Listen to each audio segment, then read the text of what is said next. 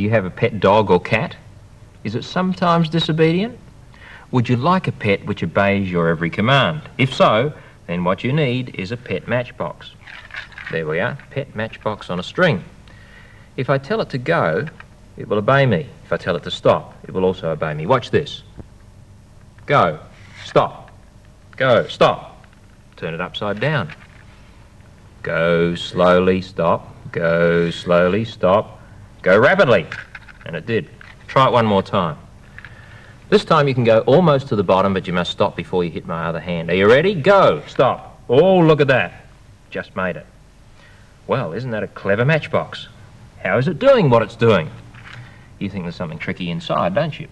Let me show you that it's a perfectly normal matchbox. I open it up, and what do you see inside the tray?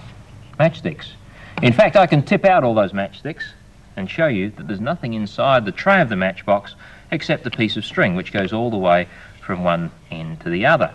How could it possibly perform those tricks? Doesn't seem to now, does it? Well, believe it or not, that matchbox did have inside it a braking system. What's a braking system? When I say brakes, you probably think of the brakes on your bike. And you know very well that when the wheel spins, there's a little rubber pad that can press against the rim of the wheel when you press the lever, and if it does that, watch what happens. The wheel stops. And it does that, of course, because the rubber pad squeezes against the rim and causes what we call friction, two things rubbing together. When you get friction, you can have a braking or a stopping effect. That's what the matchbox had. You couldn't see it. You couldn't see it because when I tipped the matches out, I tipped the braking system out. Let me show you how I set it up. This is what I did. I took one of the matchsticks and placed it across the matchbox tray. And you can see that the matchstick is just a little longer than the matchbox tray is wide. Then I carefully broke a piece off the end of that matchstick. You can see now that I've made it just a fraction wider than the tray. Now by pressing it down into the base of the matchbox tray, I can actually push it against the string.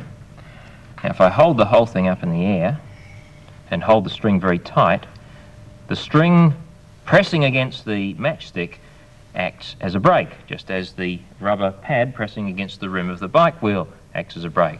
Now if I slacken off the string, the matchbox can move. Look at that. But when I tighten the string again, it stops. Moves, stops. And it works in both directions. Turn it upside down, watch it again. It moves when I slacken it, and it stops when I tighten it. Now, all I did before you came in was to simply place the loose matches over the top of it. They had nothing to do with the trick whatsoever. They were simply placed there to trick you. And then, to add to the illusion, I took the empty matchbox cover and threaded the string through that. Then the matchbox cover can be taken down and over the matchbox tray, keeping the matchsticks in place. And you'll find that it actually works better than it did with an empty matchbox. The reason being, it has a bit more weight to it. Once again, to keep it still, hold the string tight. To allow it to move, simply slacken off a little bit. The movement of my fingers is so slight that you can't notice it, and I can say stop and go whenever I want to. Go, stop, go, stop. So I can control the Pet Matchbox precisely.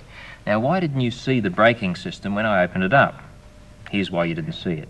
Because I tipped the matchsticks out, but as I did so, I didn't just tip them that way, then you would have seen that last little match which acts as the brake. But as I tipped them out, I squeezed the matchbox on the ends so that fell out as well. Neat trick? Try it on your friends.